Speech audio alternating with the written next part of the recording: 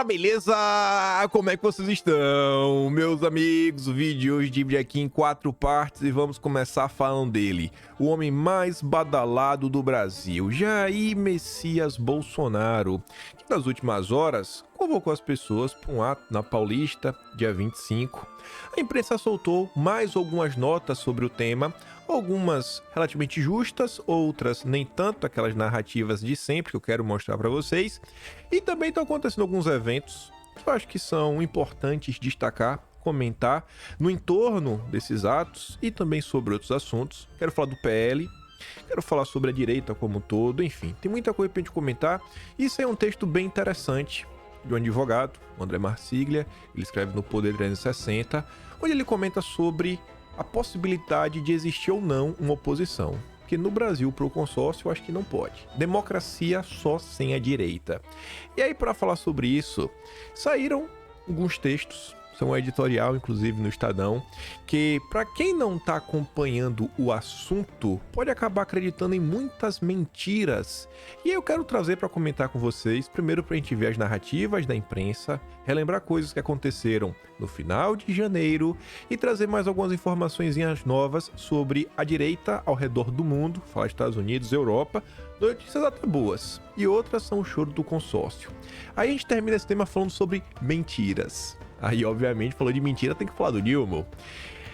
Teve aí uma nota que eu fiquei até surpreso de ter saído no Globo, mostrando as promessas de campanha que ele fez não tá cumprindo. Depois teve aí um certo entrave na conta do Lula, que fez uma postagem, não lembrou da Marisa Letícia, o filho ficou meio triste. E o Estadão acabou por revelar também, né, que parece que o que aconteceu em 2020, 2021, do Fica em Casa, parece que grande parte daquilo foi narrativa. E por fim, quero falar se der tempo de carnaval e mais umas besteirinhas, e vamos lá. Vejam só, vocês estão sabendo, eu duvido que não tenha mais alguém no Brasil que já não esteja sabendo disso, que Bolsonaro convidou as pessoas para irem dia 25, último domingo de fevereiro, na Paulista, onde ele falou que ele quer se defender. E ele fez algumas recomendações, até dá para falar solicitações. Essa matéria da Veja deixa até claro na manchete: Bolsonaro veta faixas contra pessoas, né? Judiciário, Lula, em ato da Paulista.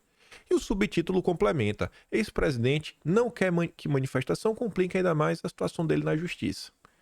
Ele tá indo pra lá, não é pra entrar em embate com ninguém, ele quer contar o lado dele da história. Porque ele crê, e eu acho que ele não tá de todo errado, que a imprensa não vem noticiando as coisas como deveriam. Aí tá ali, ó. Jair Bolsonaro tomou uma precaução. Pela primeira vez, pediu a seus eleitores que não levem consigo qualquer faixa ou cartaz contra os seus adversários. Deixou bem claro, cara. A orientação é apenas trajar roupas verdes e amarelas. Aí, temos ele, da tropa dos grisalhos, Rodrigo Rangel, né? Raivoso. Veja essa nota. Isso daqui já é um prelúdio do que está por vir. Independente do que acontecer, por mais pacífica que seja, Bolsonaro pode botar para tocar Imagine do John Lennon e ter um coral. A imprensa vai dar algum jeito de criticar. Isso aí já tá óbvio. E vocês podem ver aqui, ó. Não compareçam com cartaz. O real sentido do apelo de Bolsonaro. Pronto. Bolsonaro não está falando a verdade, tem algo por trás. O verdadeiro sentido tem algo por trás. Tem algo por trás. Olha, a frase é óbvia. Não vá. Não, não é isso. Não é isso. Eu vou explicar para vocês a verdadeira verdade do que se passa na cabeça de Bolsonaro. Quem conhece a lógica do ex-presidente sabe que, ao pedir que os participantes do ato não levem faixas e cartazes, ele não está exatamente preocupado com isso. Muito pelo contrário, até reforçou a ideia. Pronto. Bolsonaro falou, não levem. Ele está reforçando que é para levar. A gente conhece ele, eu conheço ele. Eu conheço ele, ele está mandando levar. Esse é o consórcio. Esse é o consórcio. O apelo foi apenas uma maneira de se proteger de mais enroscos. Se ocorrerem os protestos, ele poderá dizer que orientou os seguidores em sentido oposto. Mas ele está mandando levar, segundo Rodrigo Rangel. Este é o consórcio. Eu não vou mentir para vocês, eu fico preocupado com essa manifestação do dia 25.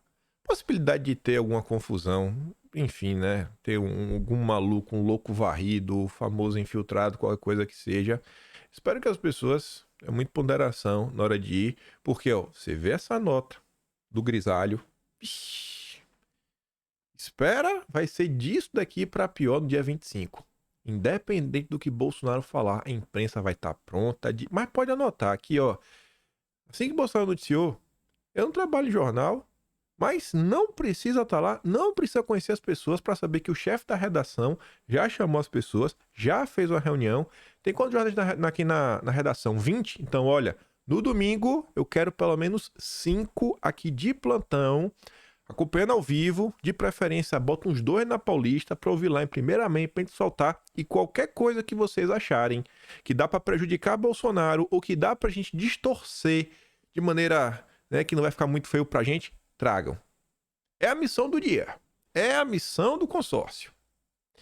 Aí, sobre essa situação e algumas coisas que estão acontecendo na órbita dela, ontem eu tava passeando no Twitter e vi essa postagem aqui da Regina Duarte. A Atsuki compartilha falando o seguinte, ó. Humilhada, rejeitada, defenestrada em seu meio, perda de contratos, quase apanhou um evento de artistas. E mesmo assim, e mesmo com tudo isso, tá ela ali, ó. O melhor presidente de todos os tempos. Um cidadão apaixonado pelo povo brasileiro, um lutador incansável em prol da democracia, da verdade, da presença de Deus nas famílias, da prosperidade de todas as classes sociais, mas um líder sincero e responsável por seus admiradores que não se nega a privilegiar quem não se declara a favor dele. Enfim, são qualidades inumeráveis, inomináveis a este bravo filho da nossa nação. Regina Duarte, pelo que me consta, ela não teve ganhos em apoiar Bolsonaro. Acho que até ela teve, tá, botando na balança, tem até mais prejuízos.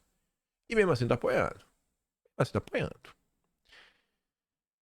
Eu não acho que a gente vai conseguir encontrar muitos artistas que se deram bem na onda Bolsonaro. Vai ter. Como tem em todos os âmbitos. Alguém que se deu bem, né? Sei lá, plano Bolsonaro e tudo mais. Agora tem um campo, que eu acho que ninguém vai discordar. Que é o campo político. E talvez esses sejam os maiores beneficiados de Bolsonaro. São aquelas pessoas que, na boa, só se elegeram por causa do velho. Só se elegeram por causa dele. E por que eu tô falando isso? A Atsuki fez um tweet capcioso. Censurei a Atsuki porque eu conheço a direita, e eu sei que quando eu foco mais na mensagem do que nos agentes que a mensagem tá falando, as pessoas refletem mais e não se apegam emocionalmente. Então eu quero pegar aqui só o contexto da coisa, sem falar de ninguém em específico, sem apontar o dedo para ninguém, colocando toda a classe política, todas as lideranças da direita no Brasil. Pois bem, esse senhor, é o Melo Araújo, vocês devem saber quem ele é. Você lembra daquele cara do CEAGESP, que Bolsonaro gostava dele? Que Bolsonaro, inclusive, sugeriu aí, né, colocou alguns nomes no ar para um possível vice na chapa para a Prefeitura de São Paulo. Pois bem, a Atsuki coloca o vídeo dele, faz uns comentários extras, ele também fez uns comentários ali, teve uma matéria da Folha de São Paulo que a gente vai olhar, você talvez entenda as coisinhas, e ela fala assim, ó, amigo é aquele que vem como um escudo no momento em que você é atacado, sem se importar de onde ou de quem venha o ataque.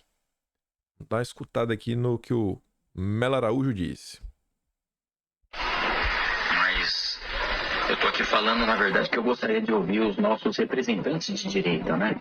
Temos eleições municipais aí chegando e os grandes líderes da direita não se manifestaram. Cadê os deputados, senadores, governadores do estado? Os governadores têm uma responsabilidade muito grande, foram eleitos, né? Muitos foram eleitos aí nas costas do nosso presidente Bolsonaro. Esses governadores tinham que se manifestar e a gente até entender se está certo, se está errado, porque o povo está meio perdido e precisa estar ouvindo a voz de quem a gente votou, de quem a gente elegeu. Cadê o povo da direita se manifestando? Ele tá cobrando as lideranças, né? Falando aí também dos governadores, que, no geral, não é em nada específico, os governadores, no geral, eu acho que desde 2023, pelo menos a minha visão, eu acho que eles vêm deixando um pouco a desejar. Nesse sentido de você tá comentando sobre os assuntos, tá se posicionando. Eu digo isso até você faz uma comparação. Era o PT, nossa, quando é o PT ninguém tem vergonha de nada. Ninguém fica com esse papinho de não, eu não sou bolsonarista, eu sou moderado, não sou direita, não me trate mais aquilo. A turma vai, a turma tá de cabeça, a turma não tá nem pra nada, porque eles entendem que aquela movimentação representa um grupo. Eles têm um senso de grupo. Já quando é na direita, né, é Bolsonaro por si, Deus contra todos. Né? Mas vamos continuar. Aí esse vídeo do Melo Araújo, ele causou uma repercussão. Vice que Bolsonaro indicou para Nunes cobra alguém da operação da Polícia Federal. Cobrou alguém, que não sei quem. Melo Araújo publicou um vídeo em suas redes sociais em que cobra um posicionamento dos líderes de direita a respeito da operação. O único governador marcado na publicação, né, que não se manifestou publicamente a respeito do tema até o momento. E aí depois a Folha de São Paulo destaca que o Jorginho Melo, que é o governador de Santa Catarina, tem sido exaltado por bolsonaristas por ter criticado a forma como as coisas estão sendo feitas pela PF. Eu até trouxe o recorde do Jorginho Araújo no vídeo, até comentei, falei, pô, isso aqui me deixa relativamente contente. Tenho minha parcela de torcedor, acho que é normal, sempre tento deixar claro para vocês. Eu gosto de Bolsonaro, não preciso esconder isso para ninguém. E eu acho que nesse momento são importantes. E aí, para complementar esse assunto, você vê deputados investigados pela PF aderem à manifestação anunciada por Bolsonaro. Eu não tô querendo falar sobre manifestação ou não, sabe? Eu olho para essa manifestação e fico assim, meu Deus, reza a Deus que tudo saia bem. Mas, você vê, ó, o Ramagem, o Jordi, com tudo que tá acontecendo contra eles, seguem aí. Segue, ó, Bolsonaro, tá acontecendo, tamo junto, capitão, é isso aí, que der e vier, tamo junto. Eu vi o Cleitinho, presidente, sou grato ao senhor, até o fim, bora, bora. Tudo que tá acontecendo, por pior que seja, às vezes traz algumas oportunidades da gente refletir para tentar nos melhorarmos, seja assim, poxa, mudar algum tipo de postura, uma avaliação interna, sabe, um posicionamento, ou até melhorar o nível das cobranças, falar, poxa, cara, isso aqui podia ser um pouquinho melhor, isso, aquilo, outro. Enfim, queria comentar isso com vocês, porque às vezes me dói ver, sabe, gente, de coração mesmo, sem querer ser chato. As pessoas comuns têm mais gratidão e empenho na hora de, poxa, mostrar o outro lado, mostrar o que está sendo feito contra Bolsonaro, etc, tudo mais, do que muita gente que só tá eleita, só foi eleita por causa do velho. E, poxa, essas pessoas foram eleitas, têm mandato. As pessoas dizem, nossa, estamos num momento difícil, etc. Rapaz, tá difícil pra tu, que tem um mandato, que tem assessor, que tem um saláriozinho muito bacana, viu? Mas muito bacana, principalmente pra vida do brasileiro. Imagina pro povo. Me incomoda, me incomoda, me incomoda e eu quero exteriorizar isso. Mas vamos lá. Olha essa matéria aqui, é só pra mostrar a narrativa do consórcio. É uma matéria fake news, inclusive. E a prova da fake news é a própria matéria. O primeiro parágrafo da matéria mostra que a manchete é uma fake news. Investigado pela PF, recebeu 239 mil do PL. Olha a manchete. Tércio é suspeito de integrar suposto esquema montado para anular a eleição de 2022, considerado um dos pilares do chamado Gabinete do Ódio. Quando você lê o título e o subtítulo, resta alguma dúvida que o Tércio recebeu 239 mil reais? Nenhuma, tá claro. Aqui não tem como ter duas interpretações. Aí você vai para o primeiro parágrafo da nota.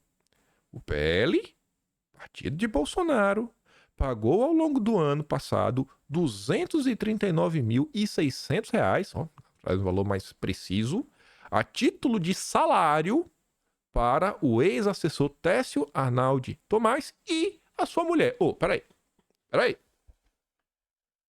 Era o Técio. Agora é o Técio e a mulher dele. Quer ver como são as coisas? Olha como é manchete. Não tem o nome da pessoa. A pessoa não tem nome. É o investigado. Porque qual é o intuito disso? É gerar um sentimento ao redor do PL que o partido tem que ser criminalizado. Que o partido tem que ser caçado. Que o partido tem que ser fechado. Que o PL é um âmbito de criminosos. Esta é a imprensa que fala que a democracia está correndo riscos e que isso, que aquilo, outro. No primeiro parágrafo, na terceira linha, não é o Técio. É o Técio e a mulher dele. Aí você vai ler a nota. Técio recebeu 9 pagamentos no ano passado, embolsando um total de 119.900. Já Bianca foi agraciada com 14 pagamentos efetuados em 2023, um montante de R$ 119.700. Eu fiz a matemática mais básica de todas. 119.900 dividido por 9 pagamentos, cada pagamento 13.222,22.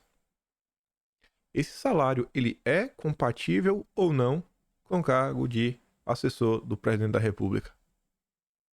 Esse pagamento é ou não é compatível ao assessor do presidente da República? A esposa dele, 8.550. Não sei qual é a função que ela desempenha dentro do partido. Mas eu não acho que ela é, sei lá, eu não sei o que ela, eu não acho que ela não acho que ela é segurança, né? Eu não acho que ela tá lá como auxiliar de serviços gerais. Não desmerecendo as profissões, mas normalmente ganha menos.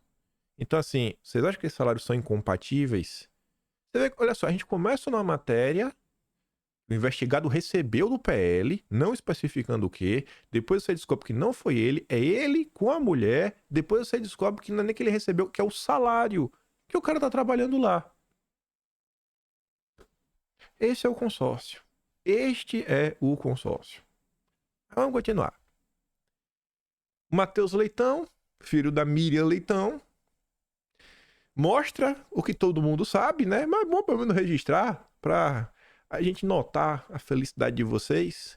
O estrago da PF nos planos do partido de Bolsonaro, ou a operação policial que está atrapalhando os sonhos do PL. Por decisão judicial, Valdemar não pode falar com Bolsonaro, que não pode conversar com Braga Neto. Será assim até que os planos para a tentativa de golpe e abolição da democracia sejam apurados? Não tem prazo.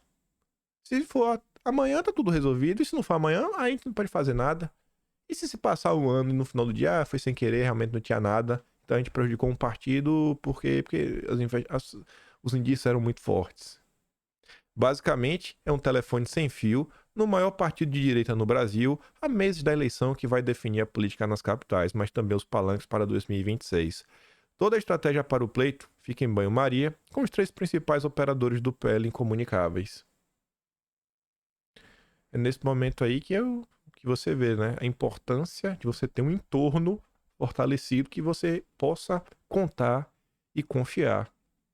E Bolsonaro, já que ele não pode falar, vai ter que ser alguém que realmente tenha uma procuração para falar em nome dele, tenha a sua confiança para poder comentar.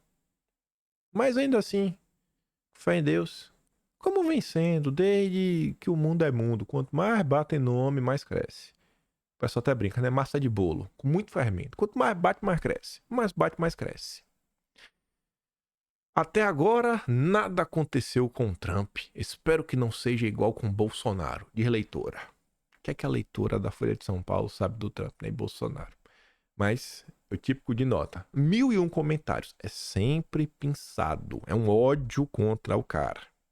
Aí eu fiquei surpreso com esse tweet, mais do que o texto. O texto é interessante, eu quero comentar com você. Mas eu fiquei, rapaz, quem diria que o Cláudio Dantas, que tanto aloprou o governo Bolsonaro, a turma do antagonista tinha um ódio porque não conseguiu a SECOM. E agora vem o Dantas falar, ele cola um parágrafo da matéria que diz: se toda oposição floresce da insatisfação com o que existe, e se o que existe é considerado uma democracia plena, contra a qual todo o questionamento é lícito e toda a força vale, ninguém se atreverá a ser oposição. E o texto que o Dantas compartilha é: o fim da oposição no país, André Marsiglia. Aí ele começa falando, é carnaval, todas as fantasias são válidas. Então, aí ele propõe um exercício mental. Vamos supor que os diálogos divulgados nos últimos dias colocaram realmente nossa democracia em risco. Vamos supor por um momento, é carnaval. Vamos vestir essa fantasia. Suponhamos ainda que tais diálogos justificaram as medidas de força bruta que foram e ainda são tomadas pelo judiciário, a saber, fiscalização de partidos de direita, prisão de militares, ex-presidente, decomposição de políticos eleitos, relativização da imunidade parlamentar de críticos do presidente atual, impedimento da atividade de advogado dos réus, voluntarismo no controle das redes sociais e criação de grupos para rastreamento de discursos antidemocráticos. Ou seja, vamos dar de barato, que é aceitável, que toda força bruta se justifique nessa terra, que todo ato antidemocrático do Estado seja válido para preservar o Estado democrático. Pois bem, neste cenário, como ficará daqui para frente o jogo político no país?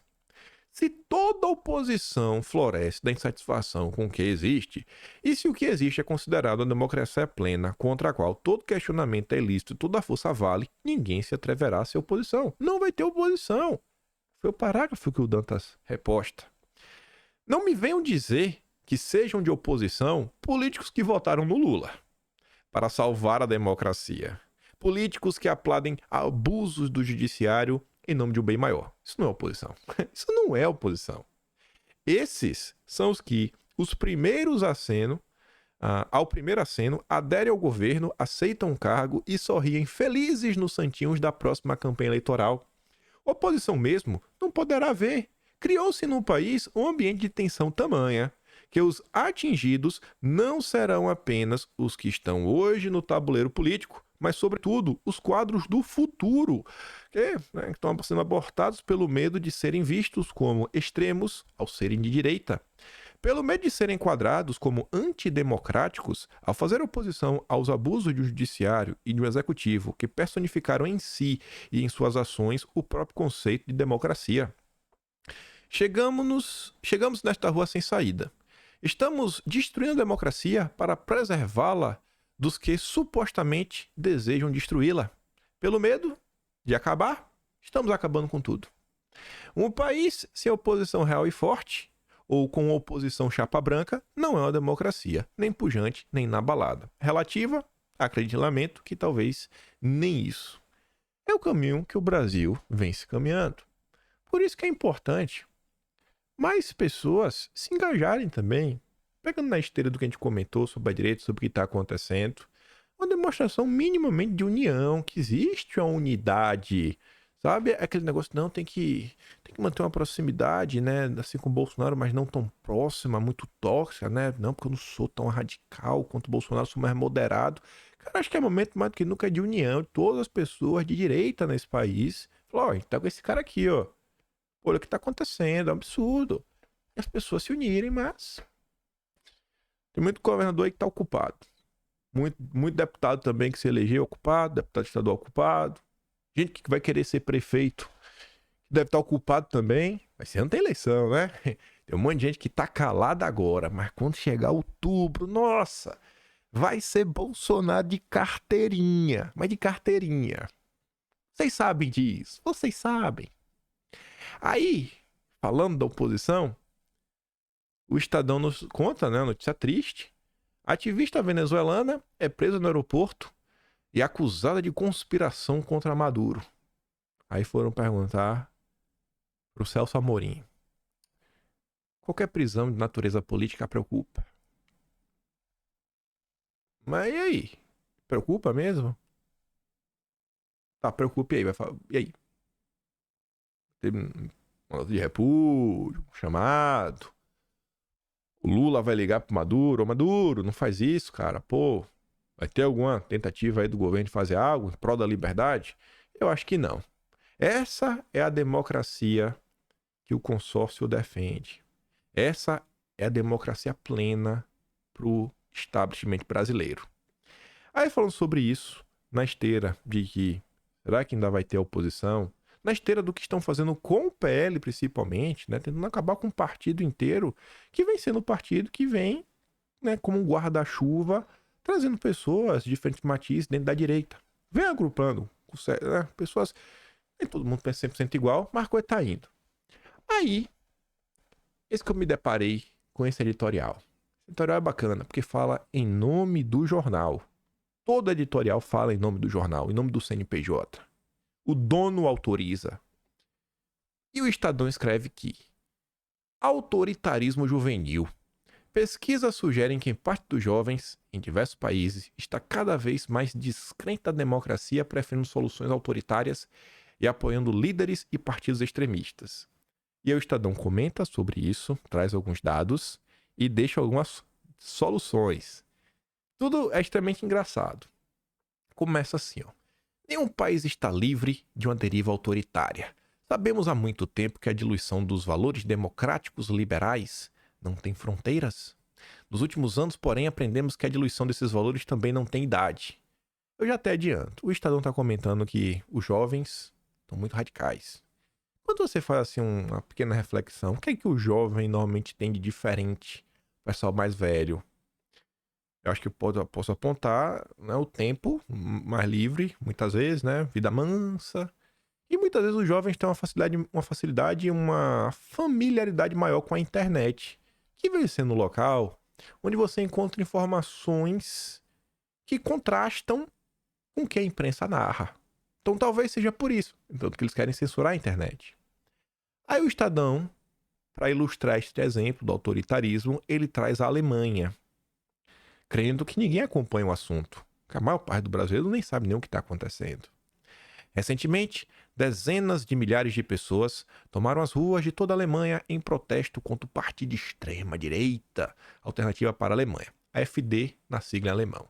A gota d'água foi a reunião privada ocorrida em novembro do ano passado entre representantes da AfD, empresários e neoná. Já sabe qual é o final. Ó, eu falei, haha. Eu até grifei de vermelho. Gente, nenhum jornal sério usou esse termo.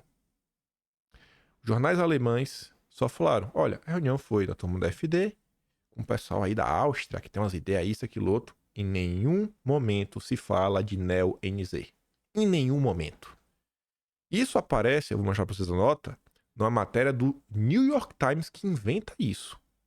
E não consegue apontar. E como sempre, é sempre aquelas generalidades. Representante da AfD e neo-NZ. Quem são? Era a pergunta para ser feita para o Estadão. Estadão, cite quem são essas pessoas. Dá o nome de quem são os neo-NZs. Dá o nome. Mostra pra gente que realmente são. Mostra que você não está propagando uma fake news. Mas enfim, a reunião que se decidiu a expulsão em massa de imigrantes e cidadãos não assimilados. A AfD negou ter planos de outra tal proposta, mas o novo episódio gerou discussões sobre um possível banimento do partido. Desfecho também aberto à ala jovem da AfD, a Junge Alternative. Aí olha que engraçado.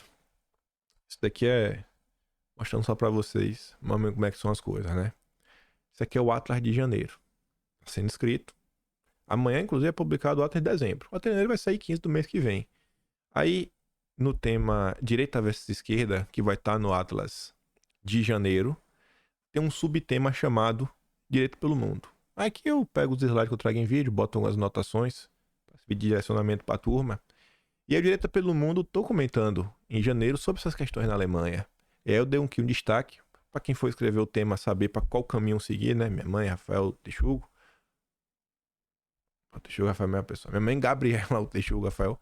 Mas enfim, aí eu coloco ali, ó. Só essa nota classifica o partido como neo-NZ. Uma nota que veio pronta do The New York Times. Aí tava ali. O parágrafo que fala é esse, ó. O motivo de protestos foram as notícias de uma reunião secreta envolvendo representantes da AfD, membros da ala direita do principal partido conservador, a União Democrata Cristã, neo-NZ conhecidos. Quem? Quem são os conhecidos? A New York Times não conta. E na época foi revelado que essa confusão que levou as pessoas nas ruas partiu de uma denúncia de uma espécie de intercept alemão, que é um grupo chamado Corrective, que é um grupo, inclusive, financiado pela turma do Soros. Guarda isso. Aqui uma nota que saiu em janeiro. Você vê, ó. AFP, mídia internacional. Mais de 250 mil pessoas protestam na Alemanha. Tá, olha, ó. Em protesto contra o partido de extrema-direita, né, que causou indignação após a revelação que membros da sigla discutiram planos de deportação em uma reunião de extremistas. A AFP não fala de neo-NZ, o Estadão agora e o The New York Times. Quando você pega o DW, que é uma mídia alemã, quais são os obstáculos à proibição da FD? É a manchete. O motivo do debate foi publicado em uma reportagem revelando a reunião sigilosa de extremistas no redor de Berlim. O evento teve a presença de membros da FD e da ala mais à direita da União Democrata Cristã. Pronto. Mais nada. Ninguém fala de neoná. Ninguém. Então é fake news do editorial do Estadão. Perceba, então, que já esse é um editorial enviesado. O Estadão, como o jornal mais golpista do Brasil, segue com seu DNA de golpe para perseguir a direita. O Estadão não aceita as vozes anti-establishment. Para o Estadão as coisas estão ótimas. Para ficar melhor, só um Alckmin da vida. Só um liberal progressista sentando na cadeira presidencial. Aí o Estadão vai ter tudo que ele quer. Corrective, que foi o portal que revelou essa reunião, financiado pela Open Society. Aqui é só bati o print, né, do slide lá que tá lá para só escrever. Aí vamos voltar pro editorial do Estadão. Olha como ele vai ficando melhor. Já se enquadra como organização extremista de direita por autoridades de diferentes regiões do país. A justiça alternativa é tida como mais radical que a própria FD, e mais uma confirmação da tendência identificada em diversas pesquisas internacionais nos últimos anos, o pendor de parte dos jovens para soluções autoritárias. Em editorial de agosto do ano passado, este jornal tratou do resultado da pesquisa realizada pelo Latinobarômetro em 17 países latino-americanos, destacando o menor engajamento dos jovens na democracia. Diz o Latinobarômetro: a idade é o que mais diferencia os autoritários, pois quanto menor a idade, mais autoritários são. Ou seja, mais à direita são as pessoas. Note-se que a pesquisa antecedeu a vitória de Milei, amparado em grande mobilização do eleitorado jovem na eleição presidencial argentina. Ou seja, Milei é um autoritário, apoiado por jovens autoritários. Olha agora. A mesma conclusão resultou da pesquisa feita pela Open Society Foundations. Para justificar que a direita é autoritária e que precisa ser banida, o grupo golpista Estadão se utiliza de uma pesquisa do Soros. Será que uma pessoa que lê um editorial desse entende todo o problema? Entende o que é o editorial? Entende quem é o Open Society? Consegue juntar os pontos? Conhece o que aconteceu na Alemanha? Aqui a gente vê como o consórcio ganha na ignorância das pessoas. E quando você o desnuda, o consórcio é podre, é sujo. Mas vamos voltar nesse primeiro parágrafo. Ó. Já se enquadra como organização extremista por autoridade de diferentes regiões. Nossa, é super golpista a direita na Alemanha. Vamos dar uma olhada no jornal alemão que a gente comentou em janeiro.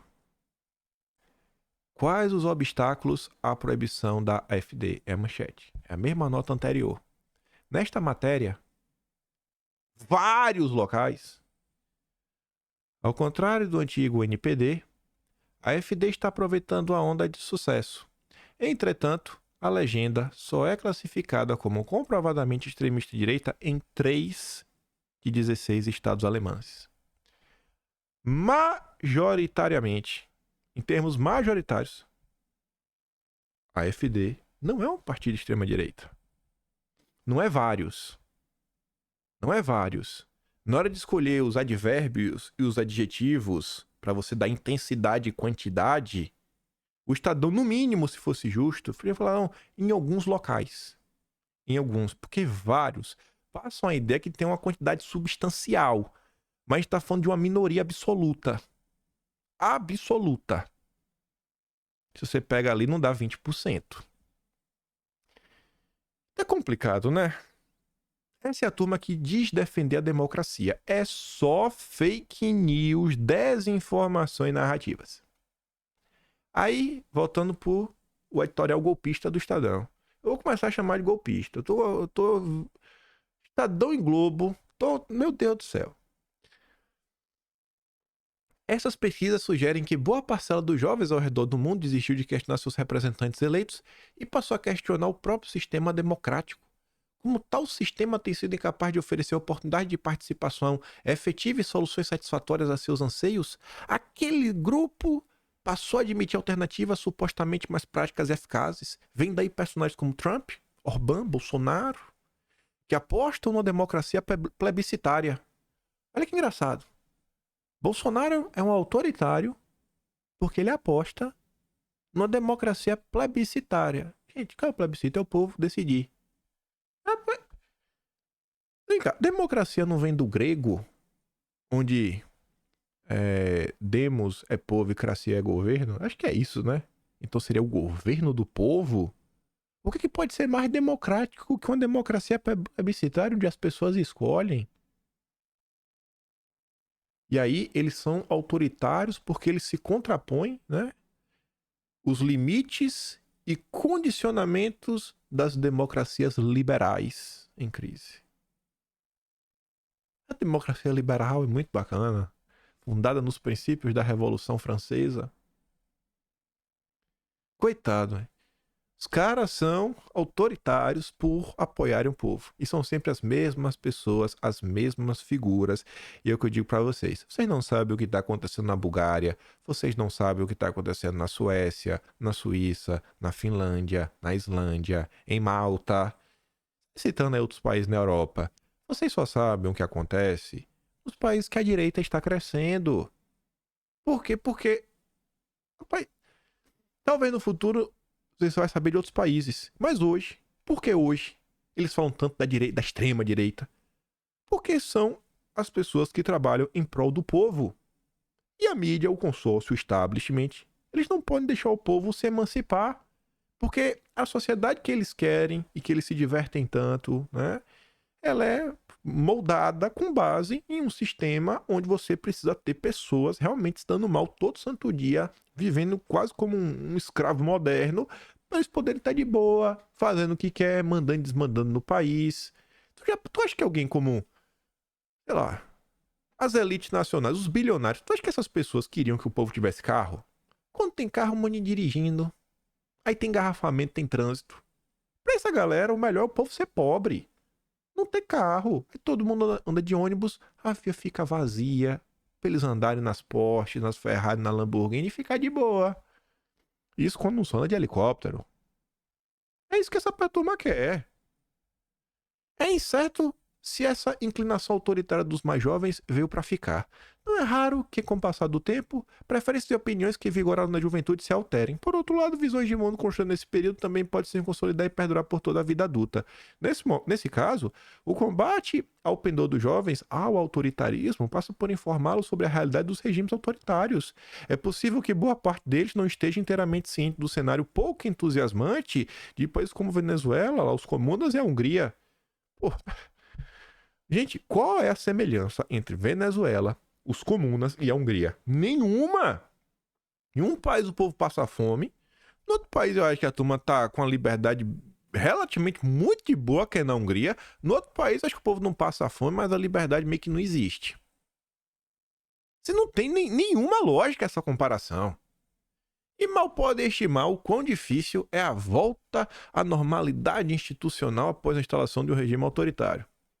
Eu acho que regime autoritário é o que o mundo vem experimentando e por isso as pessoas estão tão insatisfeitas. E aí o Estadão conclui falando: ademais, é preciso que a política vá ao encontro da juventude. Agora ele vai trazer a solução, ó. Isso pode ocorrer, por exemplo, no âmbito das alas jovens dos partidos políticos ou no incentivo à participação na política local, pressupondo-se que os partidos têm interesse em renovar seus quadros, do que José Luiz da Atena e Marta Suplicy não são exemplos. O Estadão fala tanto da chapa do Boulos quanto da chapa da Tabata. Os dois liberais progressistas. Os dois. É como se o Estadão estivesse fazendo uma crítica. Pra que vocês vão trazer pessoas mais velhas que não se identificam com jovens. Por que vocês, dois jovens, não se unem e fazem a chapa vencedora? Boulos prefeito, Tabata Amaral vice-prefeita. A chapa quer contar com todo o apoio do Estadão contra o autoritarismo. Aí não importa quem quer que seja, o outro candidato vai ser um autoritário. Pode ser, sei lá, um candidato do partido do Kassab, surgiu aí, vai ser um autoritário. Porque tem um Boulos com a Tabata Amaral, é o sonho de consumo do Estadão. Essas seriam formas de contrastar o isolamento social, a apatia política e a radicalização autoritária. Reconheça-se, é um empreendimento difícil e incerto, mas é certo que se nada mudar, são grandes as chances de termos outros Trumps, Orbãs e Bolsonaro pela frente. Aí, olha que engraçado. Olha que engraçado. O Estadão fala que a solução é trazer jovens. Porque o jovem gosta do jovem. O jovem não gosta da Atena, o jovem não gosta da Marta Suplicy. Se você não traz o jovem, se você não traz o jovem, não vai. Aí você tem Boulos, isso, aquilo, outro. E aí, se não trouxer mais jovens, quem vai vencer são os velhos? Qual é a lógica? Qual é a lógica? Por que Bolsonaro vai vender se os candidatos lá é tudo jovem? A Tabata Amaral é o Boulos. Qual a lógica disso? Não tem lógica. Não tem lógica nenhuma. Aí na esteira dessas questões da Alemanha, aí você vê como tudo é coincidência. Vem o Metrópolis. A Alemanha lança 13 medidas para combater a extrema-direita após escândalo. É o escândalo, né? Que ninguém sabe o que foi uma reunião. Discutindo o seguinte, olha, se o cara veio pra cá, tá cometendo crimes, é um imigrante, vamos mandar ele embora. Olha que reunião escandalosa. Aí a senhorita diz, destruir soberanistas é uma agenda mundial. Mundial. Nesta terça, o governo de Olaf, amigo do Lula, apresentou uma série de medidas para combater a extrema-direita, em especial seu financiamento. A ministra do Interior, Nancy Faeser, detalhou 13 medidas para combater o que ela considera ser a maior ameaça à ordem democrática. Graças a uma emenda à legislação sobre os serviços secretos, a BIM alemã, deverá se tornar possível fechar contas bancárias simplesmente invocando a possibilidade de uma ameaça potencial à ordem pública na Alemanha. Essa turma tá lendo muita notícia no Brasil. O Brasil tá fazendo escola. Por uma potencial... Bloqueia a conta. No momento, os investigadores só têm esse poder se as organizações ou redes incitarem ódio ou violência. Agora não. Se a inteligência tiver uma ideia que não tem um potencial de casar para fecha a conta. Encerra a conta. Você não vai ter nada e vai ser feliz. Gente, imagina você não ter acesso ao seu próprio dinheiro porque eles acham que você é um potencial problema. Porque às vezes você não escreveu nada na rede social. Às vezes você só está seguindo as pessoas erradas. Você só está seguindo as pessoas erradas.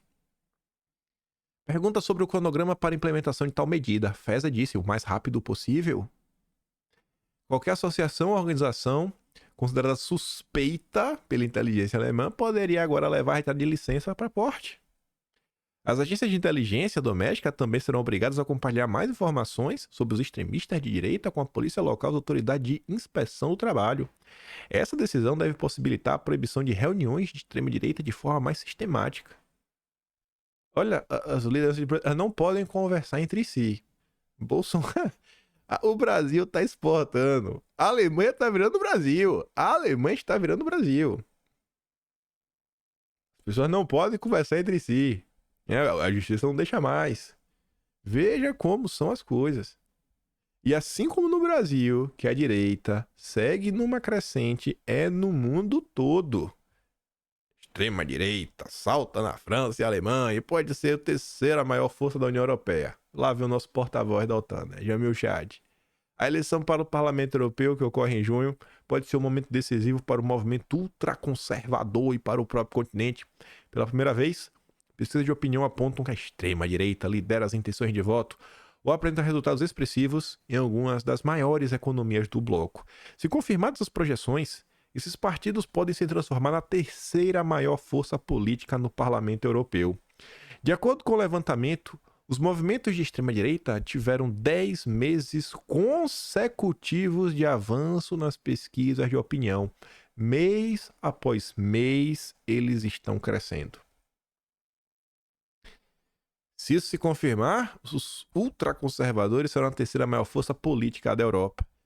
Existem ainda negociações para que os partidos que hoje fazem parte do bloco da direita tradicional do Parlamento Europeu abandonem o grupo para engrossar o movimento de extrema-direita.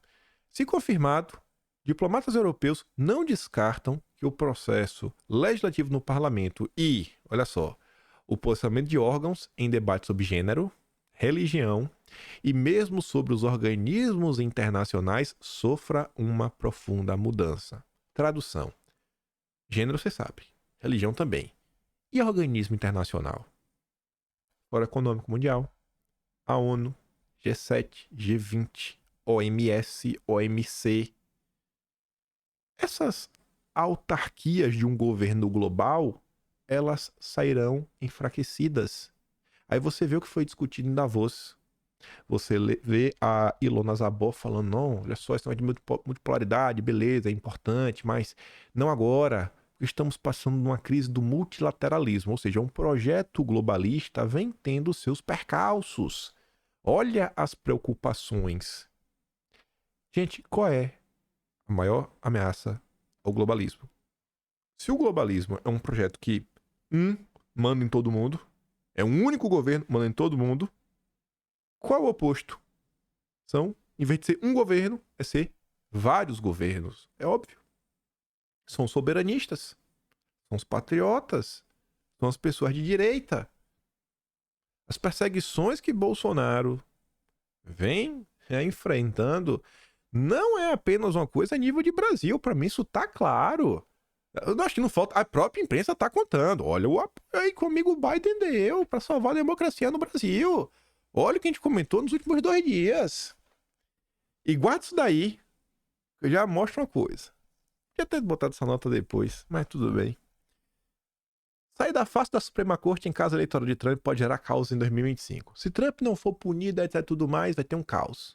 E segundo entrevistas e documentos judiciais, juristas usaram frases como crise constitucional catastrófica, estabilidade política e terrivelmente feia para alertar os juízes contra a intervenção em uma disputa que eles preveem que poderia voltar com vingança no próximo ano se Trump vencer a eleição. Olha, se a gente não impedir o Trump ele se eleger, ele vai se vingar. Ai, vai se vingar, é? Aí, olha que engraçado. Veja porque os soberanistas são o grupo mais odiado de todos, que é a turma da direita. Olha que manchete descarada. Republicanos querem Trump em primeiro lugar, Putin em segundo e Estados Unidos em terceiro. Pessoal, vocês conseguem vislumbrar algum cenário onde os republicanos, que em tese são a direita dos Estados Unidos, colocando o Trump em primeiro lugar e o Putin em segundo? Vocês conseguem ver? Gente, assim, faz um exercício mental muito forte. Vocês conseguem ver algum cenário que essa frase faz sentido? Esse texto, ele não é de um jornalista brasileiro, é do Thomas Friedman. É um jornalista do New York Times, que o Estadão repostou. É assim que as narrativas são construídas. Eles vão falando ao redor de todo o planeta, porque você vai... Da mesma forma como no Brasil se criou o rótulo bolsonarista, para tudo de ruim é o bolsonarismo, tudo de ruim é o bolsonarismo, e vai conectando. Eles vão juntando diversos países do mundo para quê? Para criminalizar a direita e reforçar o rótulo que a direita é algo ruim, que eles nem chamam de direita, eles chamam de extrema-direita, os conservadores, ultraconservador, ultraliberal. A história tem momentos determinantes e este é um deles. É o mesmo passo. Essas eleições vão ser totalmente diferentes das outras, vão ser super atípicas, bababá, pipipi. Os Estados Unidos levantarão a bandeira vermelha, branca e azul no futuro ou apenas uma bandeira branca? A bandeira branca, gente, é a bandeira de paz. Paz. Né? Vamos acabar com o conflito? Paz. Cada vez mais aparece que será uma bandeira branca, autografada por Trump. Isso é ruim? Levantar uma bandeira branca de paz, isso é ruim?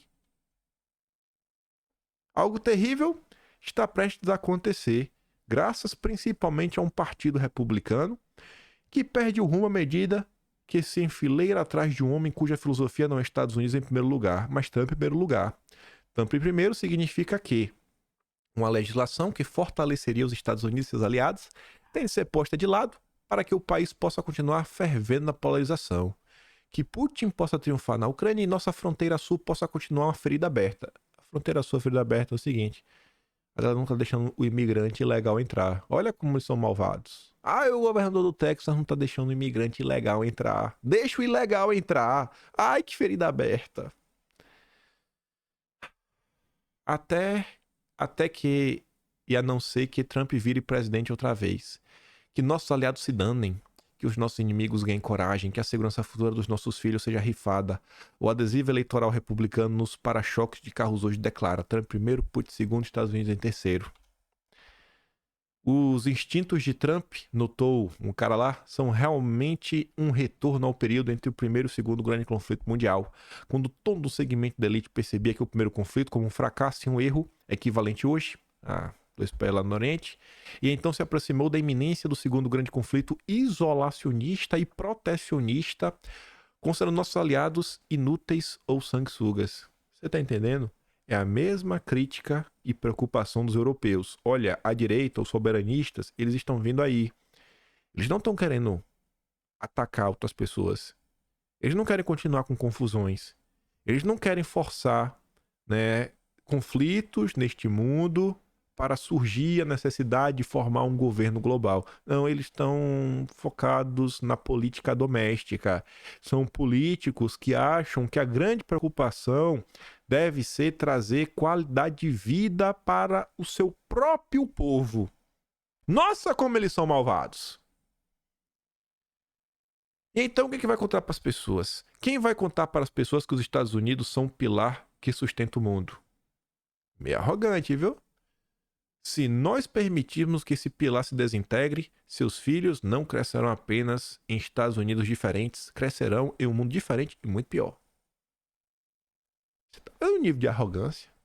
Se o Biden não vencer, e se os Estados Unidos não continuar sendo o pilar que sustenta o mundo vai piorar. Sejam nossos vassalos, sejam os nossos colonos.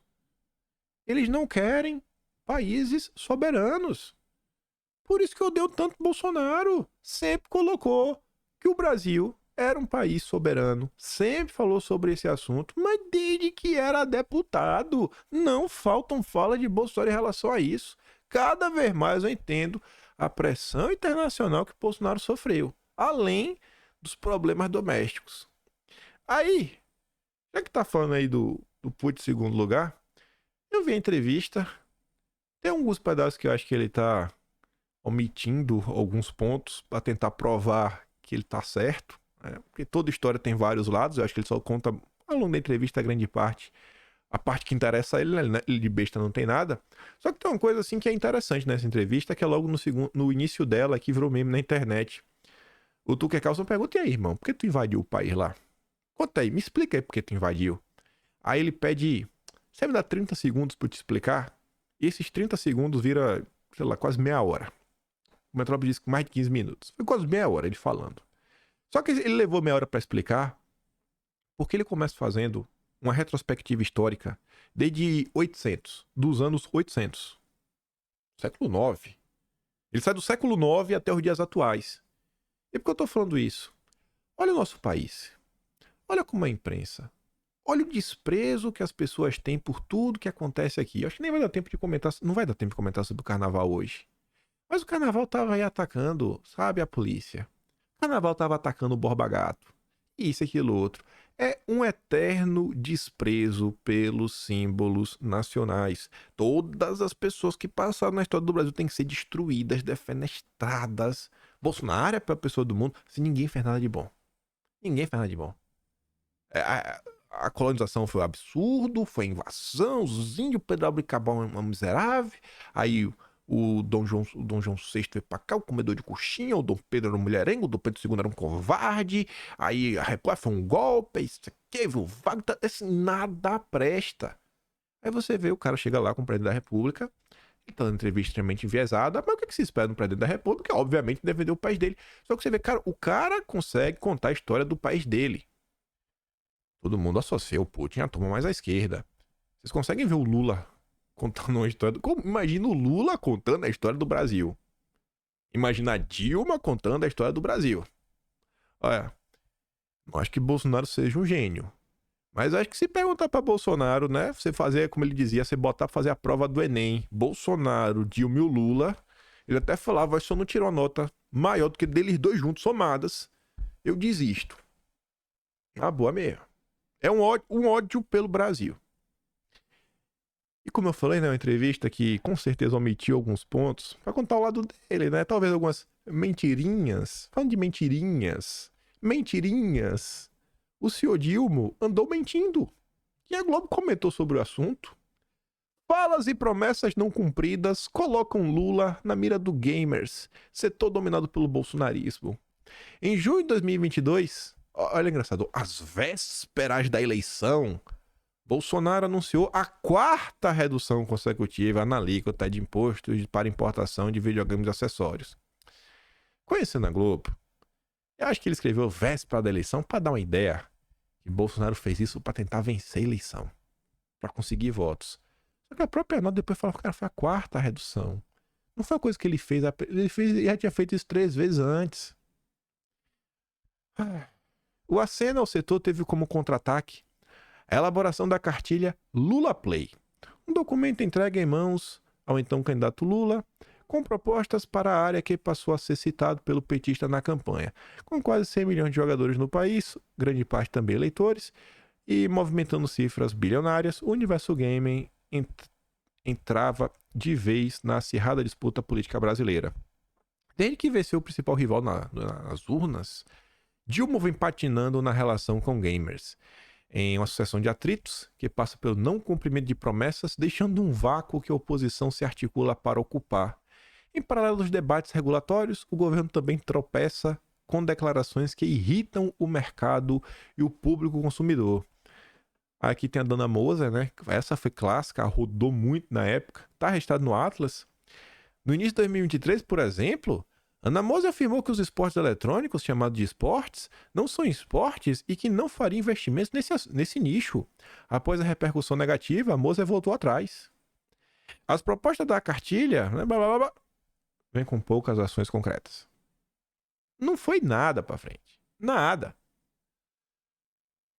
E teremos incentivos fiscais e financiamento adequado para a criação de novas empresas do setor. Garantiu o petista ao participar já no segundo turno do Flow, com ampla penetração no público gamer.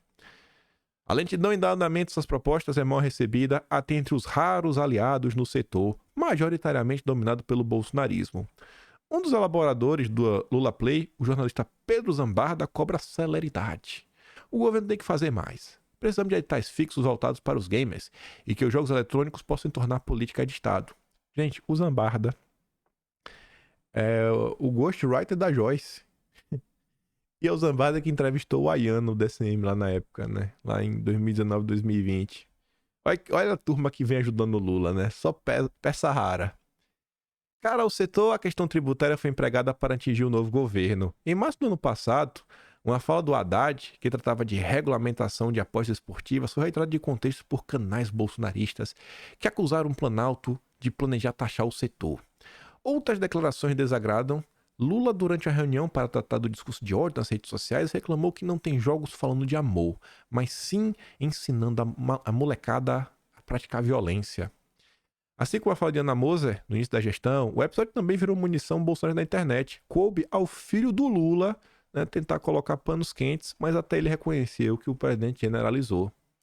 E falando do filho do Lula, o filho do Lula voltou na internet, porque o perfil do Lula no Twitter fez uma postagem em celebração aos 44 anos do PT, onde no site do PT a mensagem original citava a Marisa Letícia, mas no Twitter não tinha Marisa Letícia. Filho de Lula critica a exclusão do nome de Marisa em publicação nas redes do presidente. Aspas. Infelizmente tem acontecido umas coisas estranhas. Escreveu Luiz Cláudio ao compartilhar uma postagem que apontava a exclusão do nome de Marisa. A história da minha mãe, ninguém apaga não. Após a reclamação, o perfil de Lula repostou a mensagem, desta vez com o nome de Marisa Letícia. E para encerrar, falando sobre mentirinhas, é que é tudo mentira, viu, gente? É tudo mentira, confia no Estadão. Alta de casos da dengue acende teorias das conspirações no debate político das redes sociais. Olha que engraçado. Olha que engraçado. Vocês lembram do Fique em Casa? Bolsonaro gênio, Bolsonaro criminoso, direita criminosa. Eram os piores adjetivos possíveis. Esse parágrafo deixa tudo claro. As mensagens das redes sociais seguem a lógica do Fique em Casa numa divulgação massiva feita de forma muito coesa, organizada e coordenada por esses grupos, explica Andresa Costa, pesquisadora do Instituto Democracia em Cheque. Nesse cenário, as hashtags mais associadas às buscas têm sido Lula isso, esquerda criminosa, esquerda isso, fora Lula, aspas. Olha o que a pesquisadora diz. Podemos perceber que são praticamente as mesmas mensagens que eram usadas contra Bolsonaro pela esquerda e que agora servem aos grupos de direita. Quando é a direita que mostra o descaso que está sendo feito, conspiração. Conspiração. Quando era a esquerda que fazia, luta pela democracia. Tá claro para vocês? Deve estar, não é possível. Mas tá muito óbvio.